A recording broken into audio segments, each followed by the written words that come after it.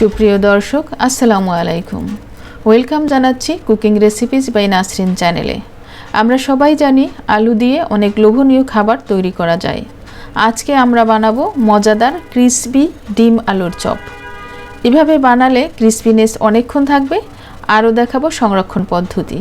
ডিম আলুর চপ বিকেলের নাস্তা বা ইফতারিতে আমরা খেয়ে থাকি। চলুন তাহলে চমৎকার রেসিপিটি উপভোগ করি। সামান্য সরিষার তেল কড়াইয়ে দিয়ে দিচ্ছি।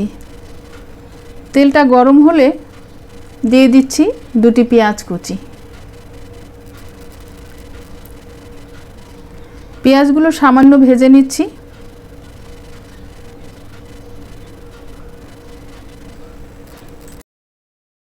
এই পর্যায়ে দিয়ে দিচ্ছি হাফ চা চামচ আদা বাটা এবং হাফ চা চামচ রসুন বাটা।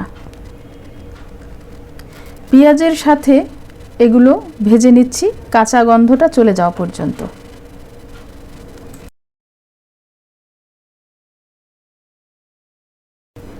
লবণ দিয়ে দিচ্ছি স্বাদ মতো।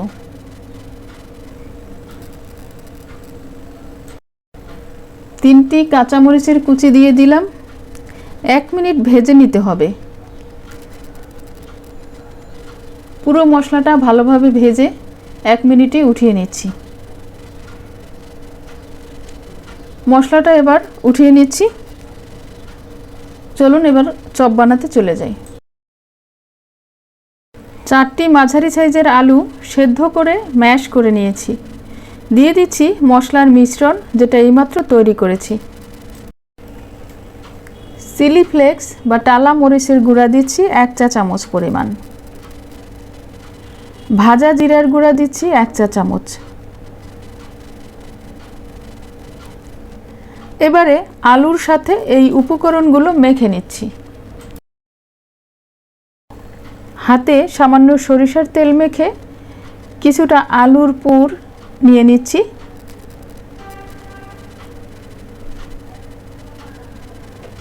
আলুটাকে চ্যাপটা করে বসিয়ে দিচ্ছি ডিমগুলো ফুল সেদ্ধ করে নিয়েছি। আপনারা চাইলে একটা বা অর্ধেকটা ডিমও দিতে পারবেন। আমি এখানে কোয়ার্টার ব্যবহার করছি। এবারে ডিমটাকে চারপাশ দিয়ে ঢেকে দিতে হবে এবং রোলের মতো শেপ দিতে হবে। আপনারা চাইলে আপনাদের পছন্দ মতো শেপ দিতে পারবেন। চারপাশ যতটা সম্ভব মসৃণ করে দিতে হবে। কোনো প্রকার ক্রাক বা ফাটা থাকা চলবে না, তাহলে তেলে ছেড়ে দিলে ভেঙে যেতে পারে। ঠিক এভাবে বানিয়ে নিতে হবে।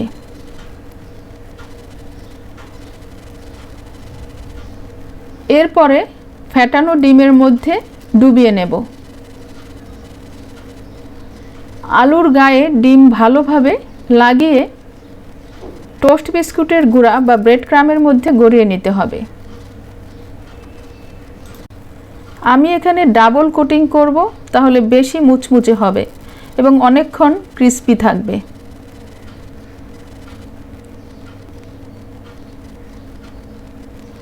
আবারও ডিমে ডুবিয়ে ব্রেড ক্রামে গড়িয়ে নিতে হবে।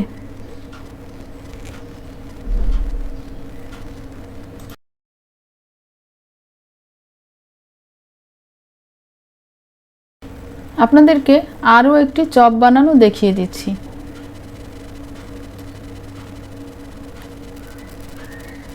এভাবে আলু নিয়ে চ্যাপটা করে ডিম বসিয়ে দিতে হবে।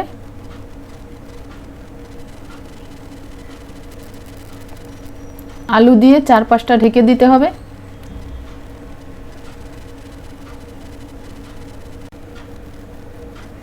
ফ্যাটানো ডিমে ডুবিয়ে ব্রেড ক্রামে গড়িয়ে নিতে হবে। দুবার এই কাজটি করতে হবে। এভাবে আমি সবগুলো চপ বানিয়ে নিয়েছি। চপগুলো সেট হওয়ার জন্য ফ্রিজের নর্মাল চেম্বারে রেখে দিচ্ছি 30 মিনিটের জন্য। 30 মিনিট পরে ফ্রিজ থেকে বের করে এনেছি। এই অবস্থায় চপগুলো সংরক্ষণ করা যাবে। 10 থেকে 15 দিন পর্যন্ত ভালো থাকবে। একটি এয়ারটাইট জারে ভরে রেখে দিতে পারবেন ফ্রিজের নর্মাল চেম্বারে। ফ্রিজ থেকে বের করেই ভেজে নিতে পারবেন, কোনো প্রকার নর্মাল হওয়ার দরকার নেই। এবারে চলে যাচ্ছি রান্নাঘরে। কড়াইয়ে পরিমাণ মতো তেল দিয়েছি। তেলটা গরম করে নিলাম, খুব বেশি গরম করা যাবে না, মাঝামাঝি পর্যায়ে গরম হলেই চলবে। এবারে একে একে দিয়ে দিচ্ছি চপ। খুব গাদাগাদি করে দেয়া যাবে না, ছোট ছোট ব্যাচে ভেজে নিতে হবে। আমি প্রথম ব্যাচে 4টি দিলাম। সবগুলো উপকরণই কুক করা আছে, তাই খুব বেশি ভাজার দরকার নেই। তাছাড়া বেশিক্ষণ ভাজতে গেলে ব্রেড ক্রাম্ব পুড়ে যেতে পারে। 30 সেকেন্ডের মধ্যেই অন্য পাশ উল্টে দিতে হবে। এভাবে উল্টে পাল্টে সবগুলো চপ ব্রাউন করে ভেজে নিতে হবে।